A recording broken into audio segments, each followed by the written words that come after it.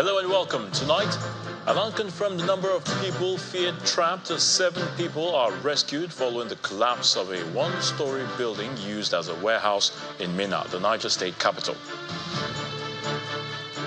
Ahead of the first-year anniversary of the President Bola Tinubu administration, Vice President Kashim Shettima gives assurance of the government's commitments to ensuring inclusive economic growth.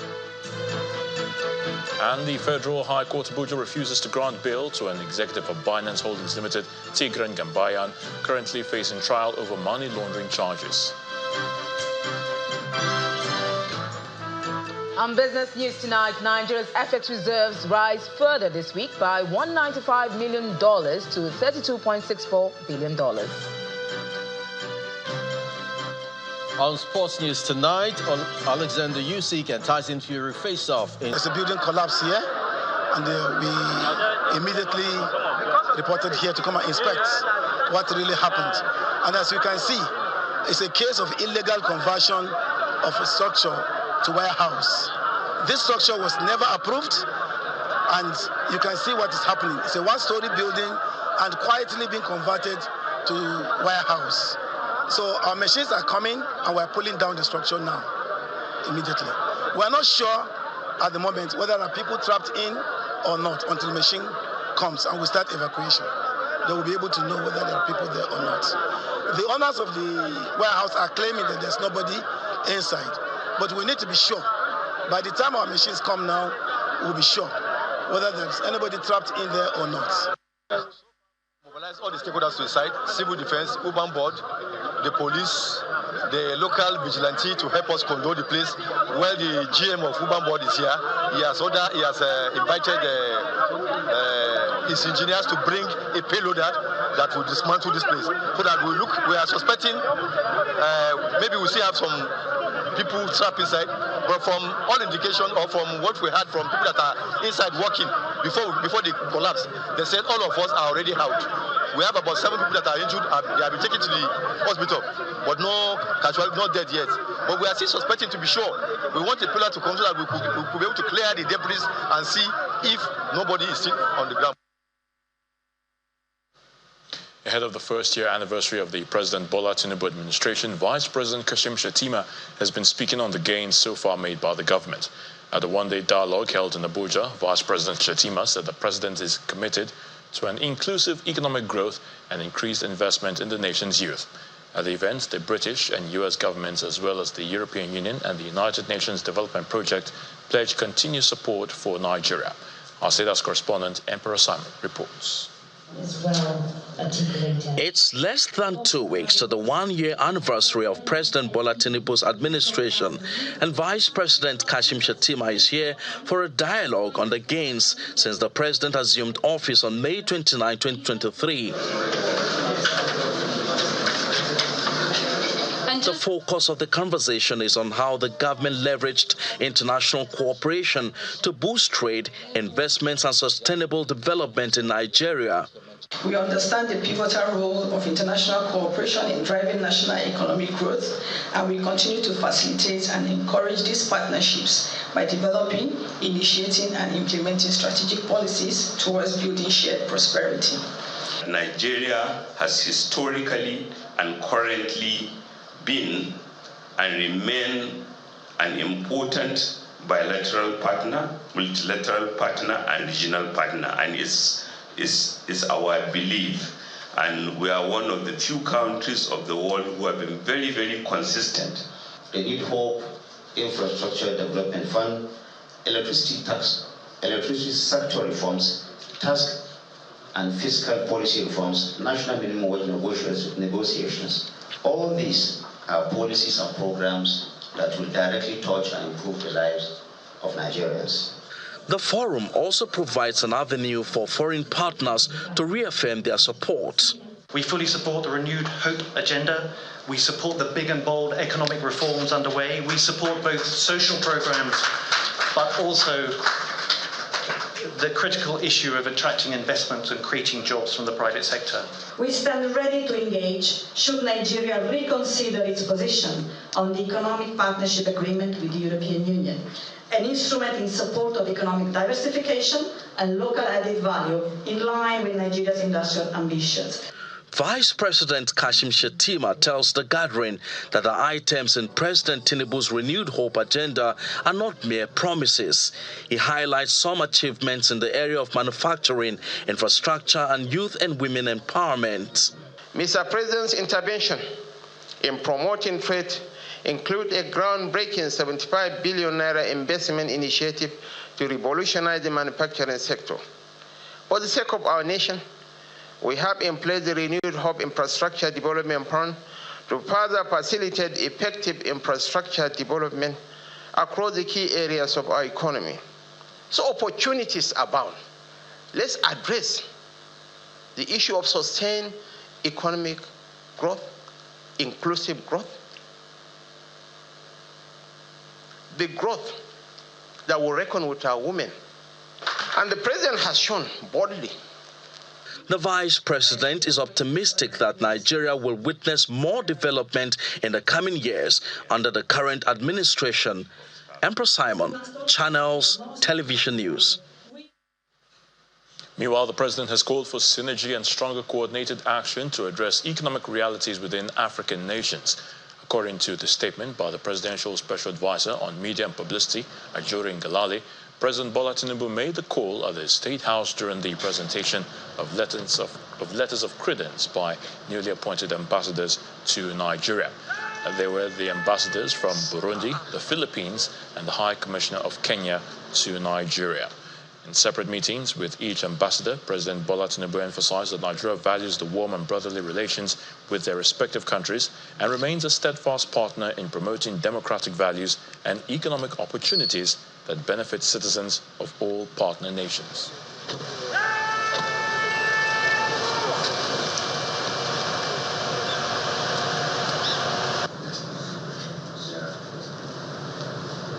Mr. President, it is my honor to present the letter.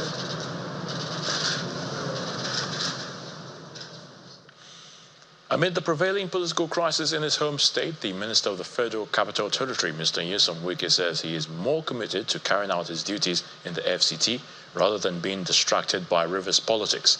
Mr. Wike said this during an inspection tour of some of the ongoing road projects in the FCT slated for commissioning by the President this month. Our correspondent, Kumbi Abuluwade, reports.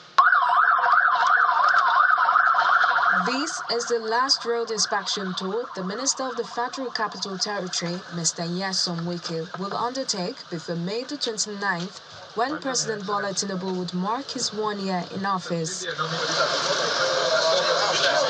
Some of the ongoing road projects, as well as the Vice President's residence and the Metro Rail Station, have been slated for commissioning by President Tinubu to commemorate his 1 year in office. By the approval of Mr. President, we believe that from 27th of this month, we shall start the inauguration of the various projects. And particularly on 27th, we believe the President will flag off the commercial operation of the metro line. So we're happy, and the contractors are meeting up. All the promises made, they have fulfilled, and we have also fulfilled our own part by making sure that we have cash backed up. The minister also gives reasons why streetlights are not functioning in some parts of the FCT. Most of the projects we're doing, you don't expect the lights to be on now. All they are doing, they are test running it. So sometimes most of the streets they are talking about are those that are being worked on. We believe, by the grace of God, we believe that before the commissioning date, you will see most of the lights will be on. So we can tell you that with good authority. Reacting to reports of being distracted, Mr. Wike asserts that he's more committed to his duties in the FCT. I'm not distracted. If I'm distracted, you won't see this performance here. I focus on my work, so I'm not interested I'm the Minister of FCT. The works are going on, so why would I be distracted? If you are distracted, how would this just be going?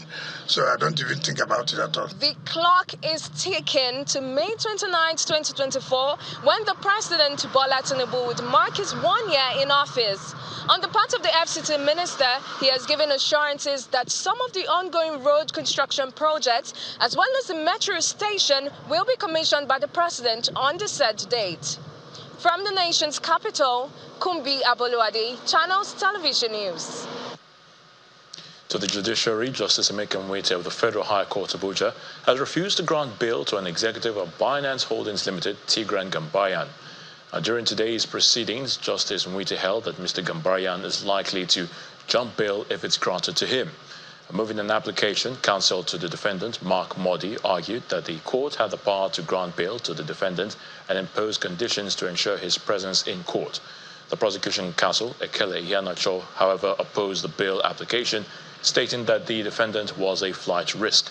He stated that the defendant attempted to obtain a new passport, which he claimed was stolen, and this was a suspicious act given the proximity to his colleague's escape from custody. He then urged the court to refuse the application and instead remand him in EFCC custody to ensure his safety and prevent potential flight risk. Delivering ruling, Justice Nwite agreed with the prosecution and subsequently ordered that the trial be given an accelerated hearing. Now, the case was adjourned till May the 23rd for continuation of trial after the EFCC called its first witness, a staff of the Securities and Exchange Commission. Meanwhile, the National Judicial Council, under the chairmanship of the Chief Justice of Nigeria, Justice Olukayode Ariwola, has taken disciplined action against Justice Inyang Ekwo of the Federal High Court and Justice Binkins Okolosi of Delta State High Court. Now, a statement by the NJC Director of Information, Soji Oye, following the Council's meeting held on May the 15th and 16th this year, explains that Justice Ekwo is warned for abuse of discretionary powers of a judge by wrongly granting an ex parte order in a suit. Justice Ekwo is also barred from being elevated to a higher bench for a period of 2 years. Honorable Justice Binkins Okolosi of the Delta State High Court, on his part, also issued a warning for failure to deliver judgment within the stipulated period in Joseph Anene Okafor versus Skybank after the parties had filed and adopted their final written addresses. He will not also be elevated to a higher bench for a period of 3 years. Now, the NJC also cautioned Justice Amina Shehu of the Yobe State High Court for issuing a writ of possession conferring title on a defendant in a suit when there was no subsisting judgment of any court to enable his lordship issue the writ.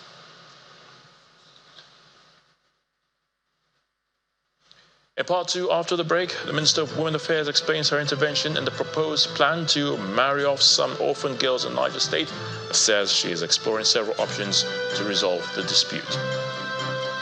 Please stay with us. As Israeli forces recover the bodies of 3 hostages from governors of the states in that region have expressed their commitment to creating a more prosperous future for the people following years of insurgency. During the opening of the 10th Northeast Governors Forum, that's forum meeting in Bauchi State, where the governors discussed how to revive the region's economic potential and improve the standard of living of the people. In their opening speeches, the forum's chairman, Governor Babagana Zulum of Borno State, and the host governor, Bala Mohammed, emphasized the need for the region to join forces in their efforts to improve the lives of their people. Cultural and transportation requirement of the whole sub-region. Your Excellencies, it goes without saying that the most potent weapons against insecurity are education and gainful employment. Both confer on the individual a sense of pride and dignity and reduce the temptation to join criminals. Of my proposal during the forum meeting in March 2022 on the need to consummate and implement our regional master plan for economic rejuvenation with ambitious goals that are matched by realistic timelines in order to ensure its fruitful implementation. The Minister of Women Affairs, Mrs. Uju Kennedy Ohaneye, says she is exploring several options to resolve the dispute over the proposal to marry off some orphaned children in Niger State. While giving an update on the issue in Abuja, the minister explains that the ministry is reaching out to the Speaker of the Niger State House of Assembly, who has already announced his decision to pull out of the proposal. She noted that the State Assembly and traditional rulers from the state are currently investigating the age of the girls to ascertain if they are within the stipulated age for marriage, adding that the option of court injunction is still on the table. I want to equally let you know that as I speak to you now, I am in peace with my royal father in Niger State, who is His Royal Highness Kotangora of Alhaji Mohammed Muazu. He is the Kotangora of Niger State, the Emir of Niger State. And I am in good terms with my brother, the Speaker. We made peace. Fine, I had to rush to the court, and I'm explaining to Nigerians why I did. Immediately I heard about this, I tried to make some contacts. When I couldn't get to some certain people and time was of essence. And remember, it takes time in court to do some certain things. So I quickly wrote to the attorney, to the IG of police. If I had not done that, the court would have asked, what did you try to do first before rushing to court? So I wrote to him and I quickly filed for an injunction so that I don't take any risk of that thing happening without carrying out the necessary investigation, especially on issue of age, even what the grooms are doing for a living. Could they be able to take care of these girls? Because marrying them off is one thing. They living well with their husbands and taking care of their livelihood is another thing. So that was why I rushed to court. To crime matters, the Imo State Police Command has apprehended a group of deadly kidnap syndicate allegedly responsible for the abduction and murder of a retired Major General Richard Duru in September of 2023. The suspects were paraded at the command headquarters in Owerri, the Imo State capital, alongside 32 other suspected criminals with various weapons and ammunition, charms and other items confiscated from them. Police spokesperson Henry Okoye says the command is stepping up its fight against banditry and all forms of criminality in the state. Some communities that have been ravaged by violence in Taraba State over the years may begin to experience some relief soon, as Governor Abu Kefas has launched an endowment fund for the development and rebuilding of the troubled communities across the state. According to the governor, the funds will be channeled to revive the local economy, infrastructure, education, health, and agriculture. He said this at an event to present staff of office to the first-class chief of Takum and others after nearly 3 decades. For 28 years now, the stool of the paramount ruler of Takum in Takum local government area of Taraba State has remained vacant owing to conflicting interests among 3 ruling tribes of Kuteb, Jukum, and Chamba. This struggle has caused tension and division within the community, forcing the creation of 3 third-class chiefdoms representing each tribe and 1 rotational first-class chiefdom. While the Jukun and Chamba tribes accepted the decision of the state government, the Kuteb-speaking tribe declined and went to court. Their petition was set aside, giving way for the governor to inaugurate and present a staff of office to His Royal Highness Sophia Boshi of Chamba clan as the first-class chief of Takum, with 1/3 class of Jukun clan and another from Garbabi in Gashaka Council of the state. While we celebrate the positive response from 2 of the ruling houses in Takum, we acknowledge with respect the legal recourse pursued by 1. We remain steadfast in our commitment to increasing dialogue and further consultation.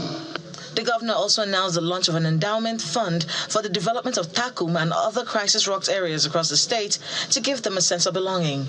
This, however, did not go down with the Kuteb-speaking tribe.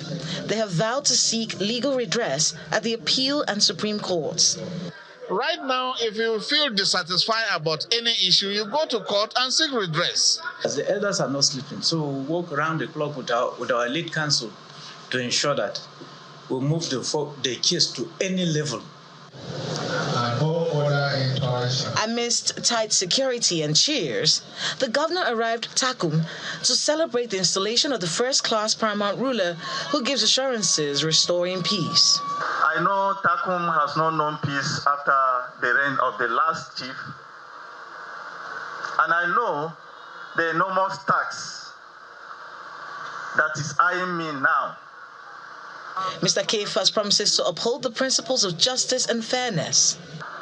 I extend my heartfelt congratulations to you, and I believe that God is going to help you to do justice. Your leadership will be instrumental in guiding our community towards a brighter future. I urge you to serve with integrity, compassion, and a steadfast dedication to the well-being of our people in Takum. The state government says it will not relent in ensuring unity and adherence to the rule of law, as well as upholding the principles of justice and fairness in the face of challenges. In Kaduna State, Governor Uba Sani has restated his administration's commitments to reducing the menace of out-of-school children and tackle other key challenges in the state's education sector. Governor Sani made the commitment during the commissioning of 10 newly constructed classrooms in Kaduna North local government area of the state, where he was represented by his Chief of Staff, Mr. Sani Kila.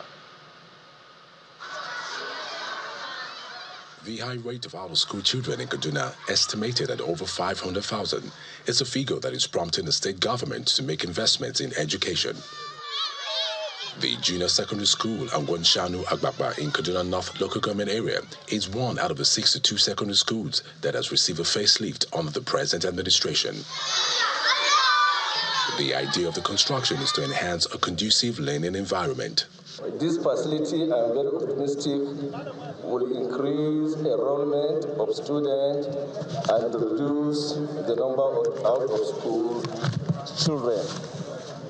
I urge the school community and the entire Abapa community to please make good use of these structures and avoid any deliberate act of vandalization. Beyond the construction of classrooms, other facilities are also being put in place, while the state government has procured learning aids for the students.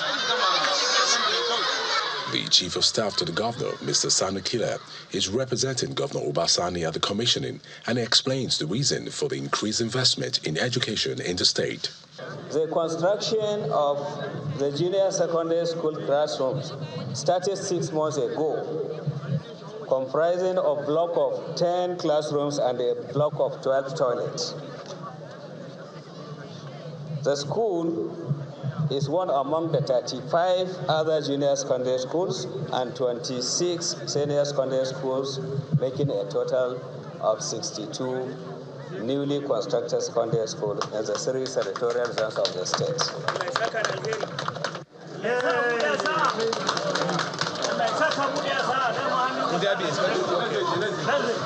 The state government is partnering with the Adolescent Girls Initiative for Learning and Empowerment Project to improve the learning environment in Kaduna State.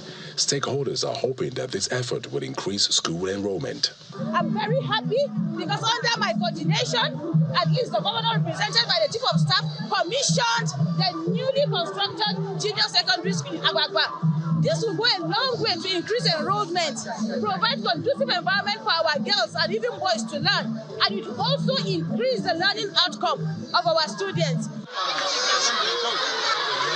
The new classrooms at Junior Secondary School Agbakba have been expanded to comfortably accommodate an additional 600 students, as well as provision of hygiene facilities, especially for persons with disabilities. Still ahead on the news at 10, Nigeria's foreign exchange reserves rise further this week by $195 million to $32.64 billion. That's in business news. Please join us again.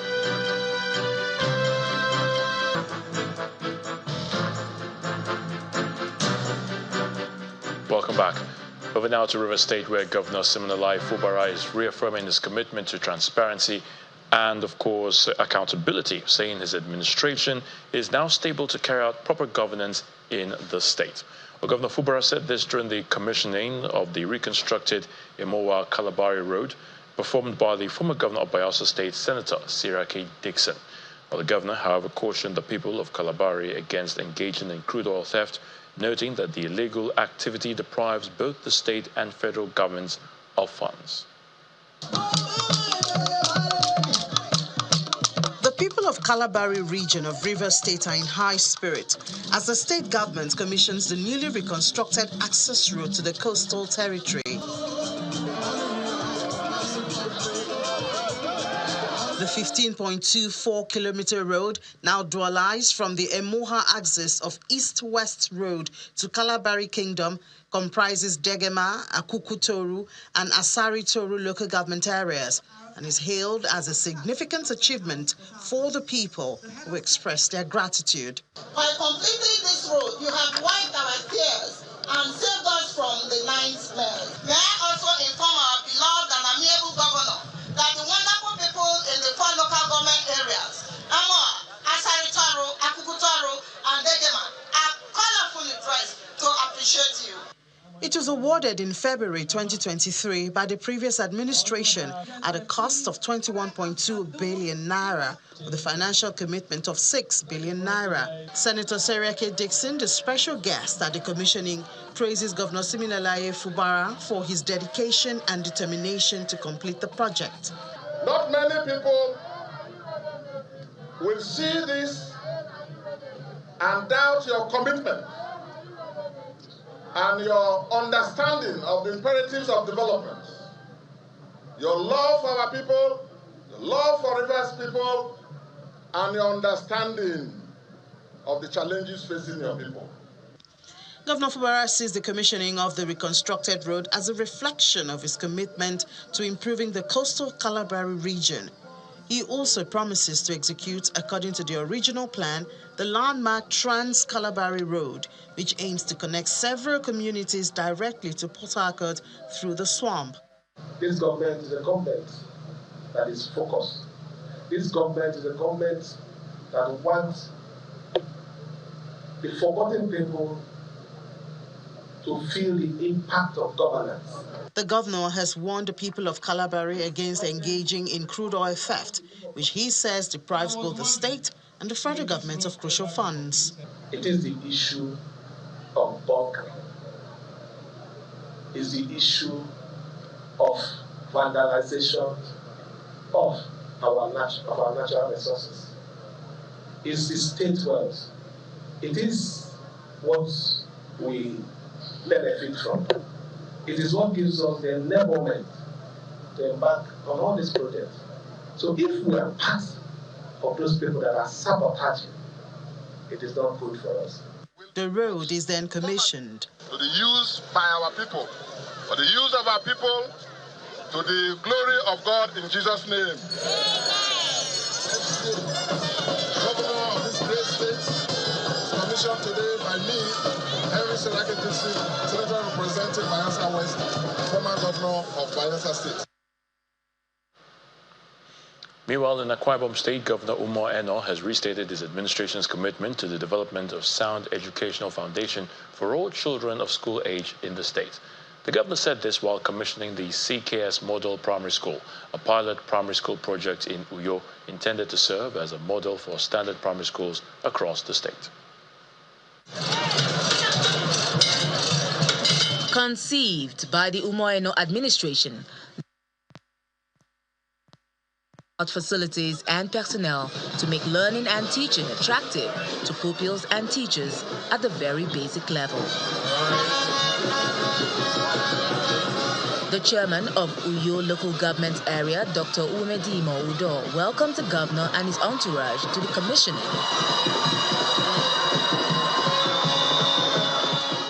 The environment itself is enough for anybody to make alpha and alpha and alpha and alpha grade, Your Excellency. Your Excellency, for those who have had the privilege to see the way the classroom environment is structured, the way the library is structured, and all the things that should define a qualitative educational institution, that this is in our local government. Next, the Commissioner for Education, Mrs. Idon Etiebet, gives an overview of the model school. We have an ICT laboratory. At the staff quarter, 1 3-bedroom flat for the school. Your Excellency, you didn't just give a flat. You equipped it. In there we have the settee, the gas cooker, the dining. His Excellency, the youth-loving governor. Educational development in the state, especially at the primary level, is a priority to ensure a solid foundation for the children. We have engaged a consultant that will train and retrain our teachers so that they can deliver the best. Because this is the bedrock of education in our nation and in the world. If we can get it right at this primary stage, them right all through.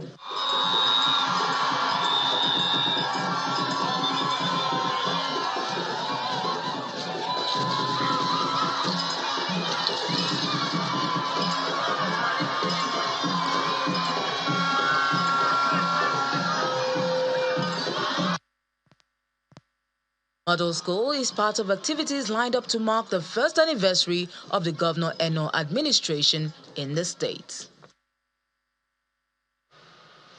Well, to Health Matters, Evercare Group, a leading provider of private healthcare in Africa and South Asia, has announced the commencement of advanced cochlear implant at Evercare Hospital in Lekki, Lagos. This comes as cheering news for those living with hearing loss in Nigeria. The announcement is the outcome of the group's collaborative initiative with Medel, a global pioneer in hearing implant technology, whose mission is to deliver solutions for severe hearing loss across emerging markets. Evercare Hospital, an integrated healthcare delivery platform, commenced operations in Lekki in March 2021.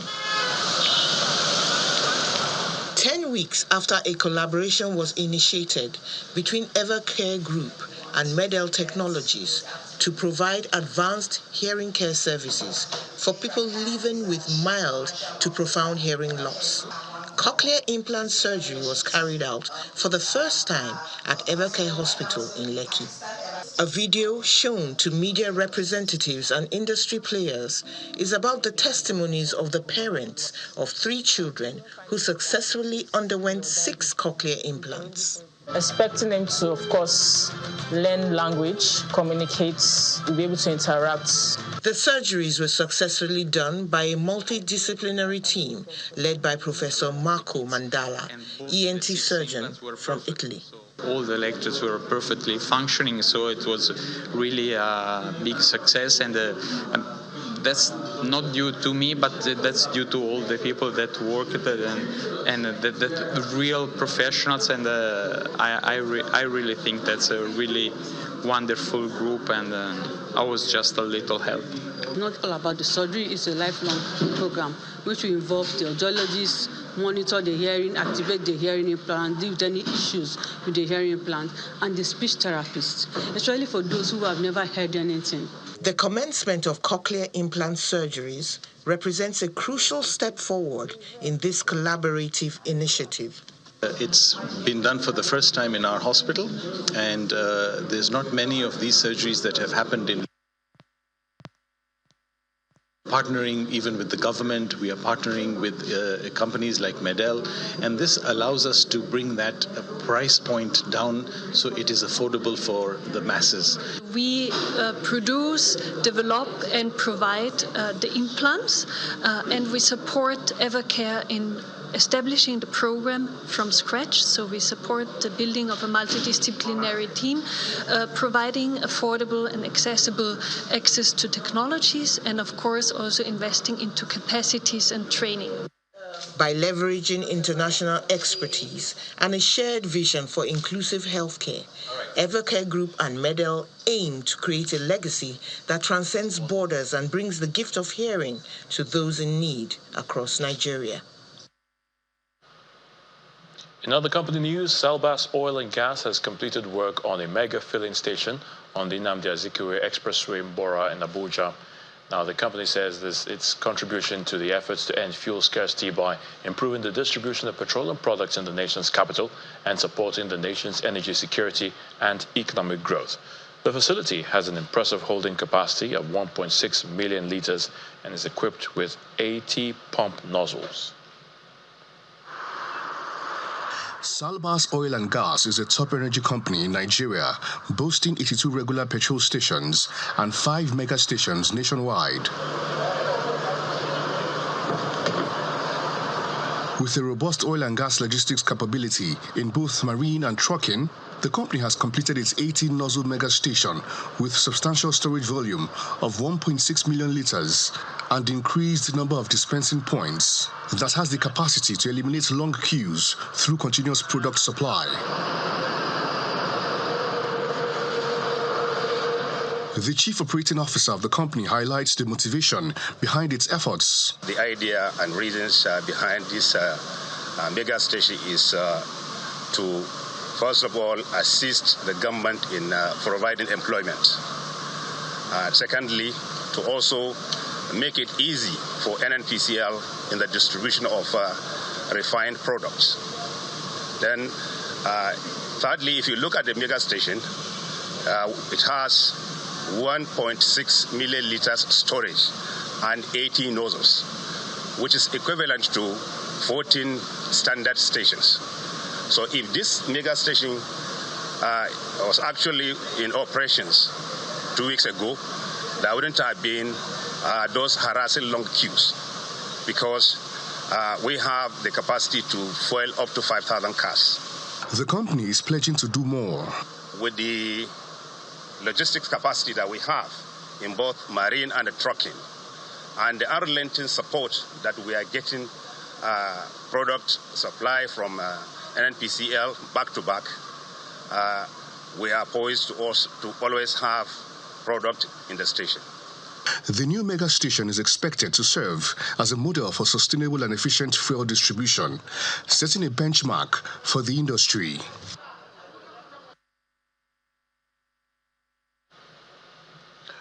Right, for more on business news, here's Will Ibom. Will?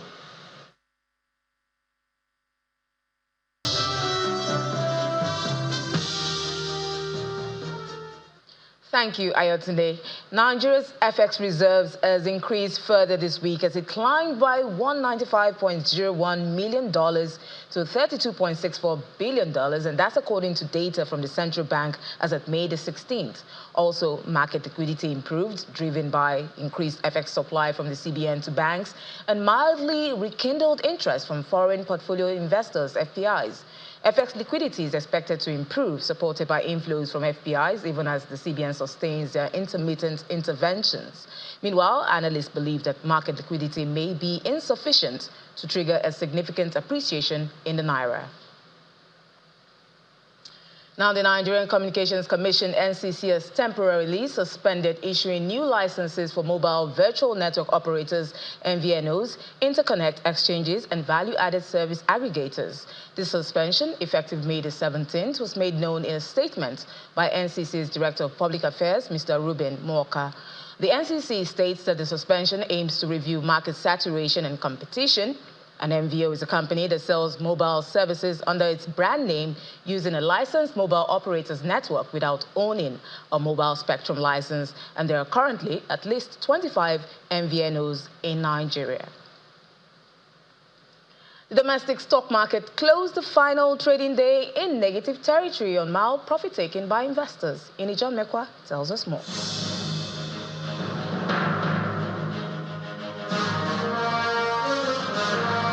Good evening, everyone. Welcome to the stock market report. So it's the final one for the week, but it's still a red market. It's a marginal one for today. The all-share index is down 0.03%, and thankfully we're still sustaining the 98,000 naira we regained shortly. So it's 98,125.73, and the market cap is maintaining that 55.5 trillion naira. A major contributor to the market today is Transco Hotel. They opened at 101 naira 90 kobo, but closed 92 naira, and that's its closing at 92 naira after it lost more than 9%. In fact, 9.72% is what it lost. Looking at the sector, that gives a broader picture of what we have. Banking is up, but unfortunately, it wasn't enough to move the market. It gained 1.09%. Consumer goods is also positive, 0.10%, while oil and gas is in the red. So you have oil and gas. Seplat is one of those that brought market down today. Tenor oil also, and then Transco. So we close the week with the bear.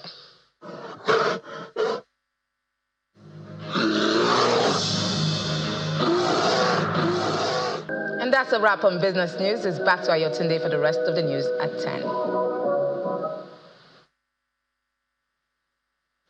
Thank you, Will. Israeli defense say its troops have recovered bodies of 3 hostages from Hamas tunnel in Gaza. This comes as the U.S. military confirms arrival of first shipment of humanitarian aid into Gaza via a temporary floating pier. Here's Simon Pusey with other international news and around the world in 5. Good evening and welcome to the channel's studios here in London with your international news around the world in 5. The US military has confirmed that the first aid shipment via a temporary pier off Gaza has gone ashore. US Central Command confirmed in a post on X, formerly Twitter, that the aid trucks began moving ashore at around 9 a.m. local time. The US began building the floating base weeks ago to facilitate the delivery of aid to Gaza as Israel continues its military campaign against Hamas. The announcement comes after it was reported on Wednesday hundreds of tons of aid had arrived in Cyprus, where screening takes place before being loaded onto commercial ships for delivery to the pier. So this is due to start over the weekend, all being well, subject to weather. Because if the weather gets even a little bit rough, sea state 3, which is 2.5 to 4 foot waves, is okay for ships, but it's very difficult for a jetty if you've got trucks moving along it. So it's very subject to weather. So they've got it anchored. The causeway is ready. We'll see if the weather cooperates, and over the weekend, trucks begin to roll onto the pier, onto the ship, off the ship onto the causeway, off the causeway onto the beach, and then at least it's in Gaza. Israel has accused South Africa of distorting reality in its attempt to get the UN's top court to force it to stop its military campaign in the town of Rafah in southern Gaza. South Africa's ambassador to the Netherlands asked judges to order Israel to immediately, totally and unconditionally withdraw the Israeli army from the entirety of the Gaza Strip. The International Court of Justice has begun 2 days of hearings. The court is already considering a case brought by South Africa in January, accusing Israel of committing genocide against the Palestinians in Gaza. Israel's genocide has continued apace and has just reached a new and horrific stage. French police have killed a man after a synagogue was set on fire in the northwest city of Rouen. The man was reportedly armed with a knife and an iron bar, and when he went towards police, an officer shot him. Rouen mayor said the attack on the synagogue did not just affect the Jewish community, but the entire city was battered and in shock. Police were called at around 6:45 a.m. after smoke was seen rising from the synagogue. Russian President Vladimir Putin has landed in the Chinese city of Harbin, home to a large Russian population. He visited a China-Russia trade fair to underscore the strength of economic links between the countries. It comes a day after meetings between Mr. Putin and Chinese leader Xi Jinping, where they praised their deep ties. Russia has looked to China as a lifeline as it faces hundreds of sanctions from the US and its Western allies that aim to cripple Moscow's war machine. The Senegalese Prime Minister Ousmane Sonko has raised the possibility of closing French military bases in the country. Speaking at a conference in the capital Dakar, Mr. Sonko wondered why Senegal still had several French bases more than 60 years after independence from France. Mr. Sonko questioned the impact of the French military presence on the country's sovereignty. France has about 350 troops in Senegal. Scientists believe they may have solved the mystery of how 31 pyramids, including the world-famous Giza complex, were built in Egypt more than 4,000 years ago. A research team from the University of North Carolina, Wilmington, has discovered that the pyramids are likely to have been built along a long-lost ancient branch of the River Nile, which is now hidden under desert and farmland. For many years, archaeologists have thought that ancient Egyptians must have used a nearby waterway to transport materials, such as the stone blocks needed to build the pyramids on the river. And an Italian woman has added another record to bolster her claim to be the fastest 90-year-old female sprinter in the world, and over age group this month when she ran the 200 metres in 51.47 seconds. Mazenga is one of the unsung stars of Italian athletics, currently holding 5 world records. Her next commitments include the Italian Championships starting in June, and she has an eye on the World Championships in Sweden next year, but Mazenga joked that she prefers not to make long-term plans. And that's your international news around the world in 5. Now back to the channel's studios in Lagos.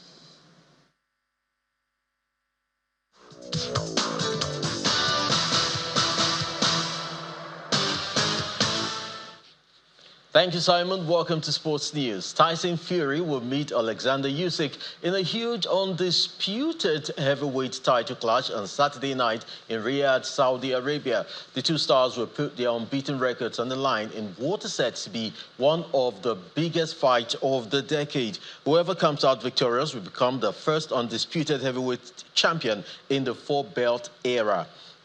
Fury currently holds the WBC title, while Usyk possesses the WBA, IBF, and WBO belts.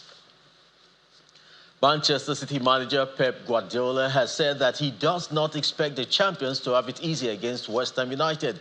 Manchester City are strong favourites to win an unprecedented 4th consecutive Premier League title on the final day of the season. Still, Manchester City have made life difficult for themselves before, where they have to come from behind to beat Queen's Park Rangers in 2012 and Aston Villa in 2022 in a tense finale.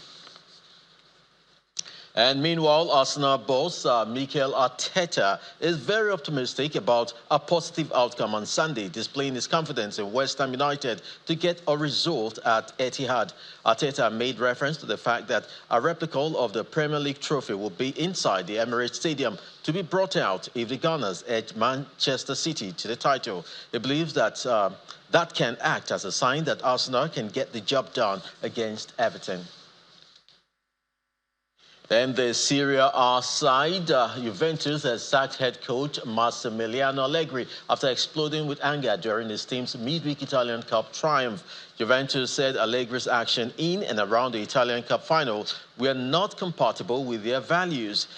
Juventus sits 4th in Serie A after earning 15 points in their last 15 league matches and will face Bologna on Monday night, with the two teams level on 67 points and already qualified for next season's Champions League. That's it on sports. It's back to you, Ayotunde.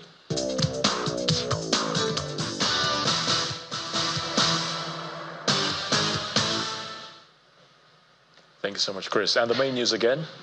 An unconfirmed number of people were today fear-trapped as 7 people were rescued following the collapse of a one-story building used as a warehouse in Minna, the Niger state capital. And that's the news at 10 tonight. Thank you so much for watching. I'm Ayotunde Balogun from all of us here to have a good night and have a great weekend.